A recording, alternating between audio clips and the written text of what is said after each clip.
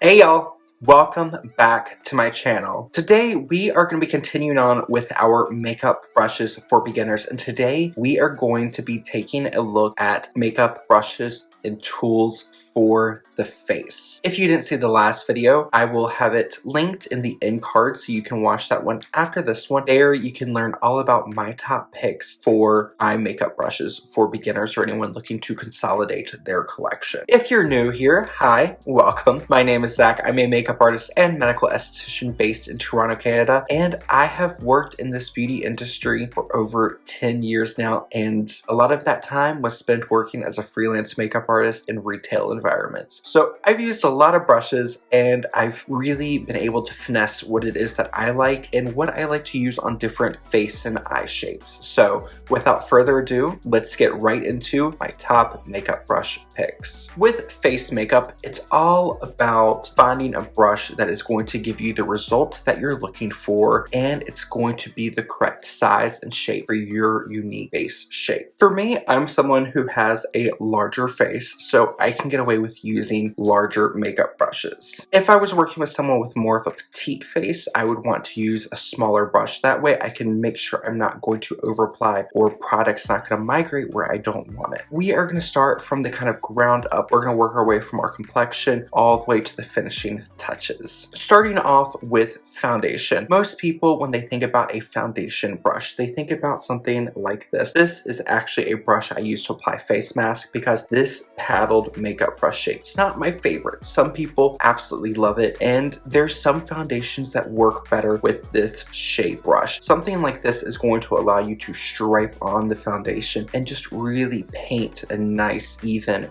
coat on the skin, much like you're painting a house. For me, I find something like this packs too much punch for what I like, because with foundation, the more dense a brush is, the more product it's going to lay down. When I apply foundation, I like a brush like this. Mine has a little guard on it because I just washed it a bit ago, but this is the BK Beauty number 101, the contoured foundation brush. This is my favorite brush for foundation application. It's much larger. It has more of a slant to it. It's also less dense than a brush like this. This means it's going to allow me to have more of a kind of veil of color on the skin versus more of an opaque kind of stripe on the skin that I'm going to have to work to blend out. Brushes like this just allow me to apply a thinner, more translucent layer of product, which is what I like for my personal taste. And also the size of this brush, it's larger, so I can cover my face pretty quickly. We will talk more about the little nets I keep on my brushes towards the end of the video. Today, I ended up using a makeup sponge. This is one from Real Techniques. You could use a beauty blender. There's so many different iterations of makeup sponges that you can use to apply foundation. Most companies will tell you to use their sponge wet. I like to use a sponge slightly damp, so normally I will wash and clean my sponge from the day before, and then I will squeeze all the water out and let it set for maybe half an hour or however long I have until I start my makeup application. That way it's not sopping wet. This, when you have some moisture in the sponge, it's going to help you almost shear out and infuse a sense of moisture to the skin. If you're using the sponge dry, which you can do, it's going to absorb some of the liquids that you're using, but it's going to really help press in that product and give you a little bit more coverage. And for me, it just depends on the mood. That's the biggest thing with application. Another option I like to use sometimes are these little cushion puffs. You'll normally find these in cushion foundations. These tend to have more of a slick feeling to them, but I find if you're using a thinner product that you want to build up coverage, you can use something like this to almost press and roll or stamp on the product to get a little bit more coverage out of something a little bit thinner. And you can also use my favorite, which I generally use a mix of either brush and sponge or my fingers. Anytime I'm working with liquids and creams, I always like to use my hands. When I was a freelance artist, hands always stay clean, always keep sanitizer on me, because when you're working with liquids and creams, there's nothing like the warmth of your fingers that really help to press and meld things into the skin. There's some people who are not a fan of using their fingers, and personal preference. If I could do my entire face with my fingers, I think I would, because I like that more organic lived-in feeling that it creates. Concealer brushes. The one I have here today is my Sonia G Soft Concealer Brush. This is one from the Fusion brush set. I don't talk about this a lot on camera because my taste for concealer brushes changes all the time. My other favorite right now, which I'm giving a little bit of a break because I felt like it was the only concealer brush I was using for a while, and that is the BK Beauty number 506 from the Angie Hot and Flashy collection. And that is pretty much like the BK Beauty number 101 that I love for my foundation, but shrunken down into a concealer size. Only thing with that is it's only available in a set, and for me, I want that concealer brush alone without having to buy the whole set. Who knows, maybe BK Beauty will come out with that brush as an individual soon, and when they do, I will be ordering multiples because it's so good. But this Sonia G, it gives me a similar effect. The shape is more of a dome shape. It almost reminds you of like an eyeshadow brush. Something like this, it's small enough that it's going to allow me to get into the inner corners of my eyes where I have some darkness, or get right under my lower eye where I have a little bit of hollowness right here. I can even use the point like this with a very soft hand and get right around the corner of my nose, the underside of my nostrils. I can even use something like this to clean up a blurry lip line. I can use something like this to conceal a spot of hyperpigmentation or blemish. Brush like this, even though it's round, it has a fluffiness, it's quite stiff. Like when I press on it, unless I really like jam down on it, it doesn't move. So this, for me, is going to work a little bit better for covering spots of pigmentation. Once you have your foundation and concealer applied, normally you'll want to set it down with a little bit of powder. That way it's not going to move or migrate. For that, I like a powder brush that is a little bit fluffier. I also like something that has a little bit more of a bell shape or a dome shape to it. This is from the It Brushes for Ulta. This is the number 108 airbrush powder wand brush. I like this because it allows me to kind of get where I want to, and with setting powders, I generally like to almost like rest and roll, or I'll just kind of stipple or press powder on, then use the point to buff around. I also like using a powder brush after you've applied blush bronzer. Sometimes you'll get a blurry edge, and you can take it and just go right around the edges, soften everything out, help diffuse everything. So a nice powder brush is a wonderful asset to indie makeup collection. When it comes to contouring, I look for brushes that are smaller than some people.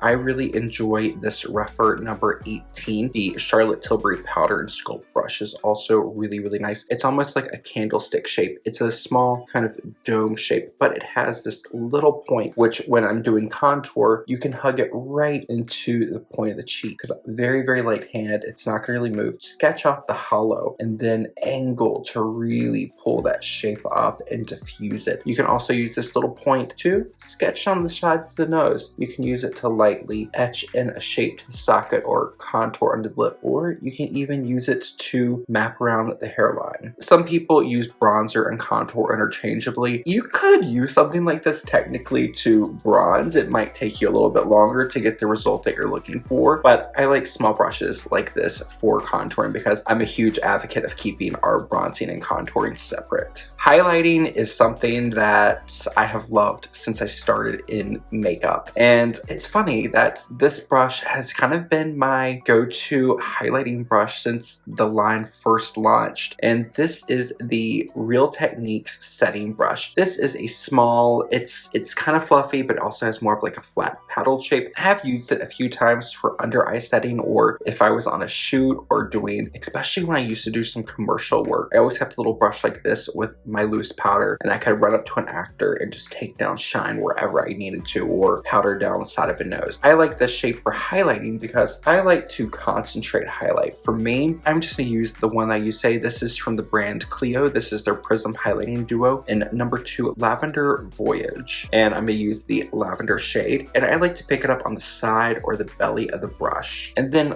find where the light hits the cheek, and then I'll just use the side of the brush just to buff on. And then normally we'll re-highlight on the top of the cheekbone. It has a round to it, so then I always like to just brush down. That way the product that you're applying, in this case our highlighter, is going to kind of envelope the cheek. It's going to create a nice soft kind of even tone. It's almost going to be like the light is cascading from the highest point and just wrapping down, which then will pop your contour. And then with something like this more kind of shimmery or intense shade, I'll look in a mirror, find where the light hits, concentrate more with the point of the brush, and just right on that very high point, right on the very top of that cheek, just really use that that to pop the light. Also, random side note, this highlighting duo is like blowing my mind. I believe I picked this up from Olive Young, and I was very intrigued because this did look a little glittery. Normally I don't like glittery products, but it's a powder formulation that's almost like a cream. This side is just so soft. It is like Hourglass, the ambient lighting powder in Mood Light, which is their soft pink. It's like that, but with a little bit more light reflection to it, and the light reflection particles don't emphasize anything. And the more shimmery side of this slightly peachy shade, this reminds me of, I can't remember if it's the Lightning Dust or Fire Crystal, but one of the Fenty duos. This reminds me of the shimmery shade in that, but the shimmer in this formula is so elegant, and even though it packs more of a punch than the lavender and really brings attention to the area that you're highlighting, it's just really lovely and just gives you that pop without emphasizing enlarged pores or your skin texture. And in combination with this brush, it's a home run. So needless to say, I love this little brush for highlighting. I like to target my application. Up next, we are going to talk about our blush brush, which in this case would also be a brush that I work with for bronzer. Bronzer, I will either, depending on my mood, use a blush brush or I will use a powder brush, like a setting powder brush. So if I want a larger wash of powder, I will use a setting powder brush and just really kind of graze around those higher points of the face where the sun would hit and add warmth. If I want to really create more of like a watercolor or an ombre effect with my blush bronzer, I will use a blush brush and then just focus it back there,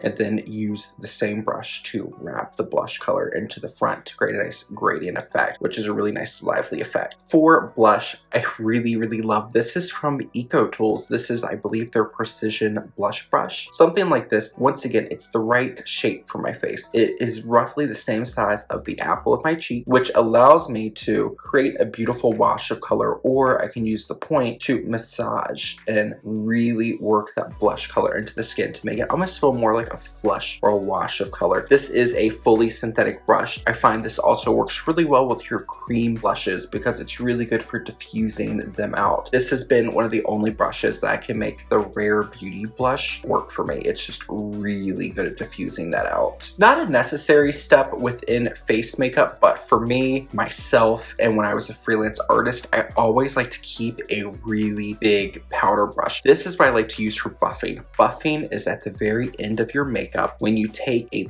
loose or a pressed powder with a subtle amount of light reflect, either something from a satin to more of a shimmery finish. Use a big brush like this with a little bit of powder just to go through and diffuse and buff everything out. This will add such a beautiful softness to your finished makeup look. It will help diffuse that any harsh lines you have, maybe where your contour starts to where your blush starts, where your highlight is. Maybe you have some pesky pores that you can just use something like this to diffuse and kind of disguise them, make everything just look a little bit softer. My all-time favorite buffing powder brush is a pricey brush. This is the La Mer powder brush. It is really good. I have another one from Sonia Kashuk. I will have it linked down below, but it's a similar shape to this, but this brush is just so soft. It's expensive, surprisingly not as expensive as some brushes that you can find from other retailers. This is, I believe, synthetic, because I think all Estee Lauder companies are taking their brushes synthetic. This is one of the softest synthetic brushes. It feels like a really luxurious natural hairbrush, but it's synthetic and you just can really blur out product and just create a really beautiful look on the skin. So that will wrap up today's video. I hope this has been helpful for any of you looking to figure out what brush shape and size to use for your face makeup. Face makeup, much like eye makeup brushes, they come in all different shapes and sizes. Maybe one day we'll go through a tour of my brush collection where I have different categories of brushes separated, and you'll see even though they're all for the same function, there's so many different shapes, sizes, and that's just because they can create different effects or they work better for different size face shapes. I hope this was helpful to all of you. Continuing on with our makeup series, we are going to break it down for basics for every step from foundation, concealer, powder, all the way up to your eyeshadow. So I will see you all for those. Thank you so much for spending your time with me today. I will see you all later. Bye y'all.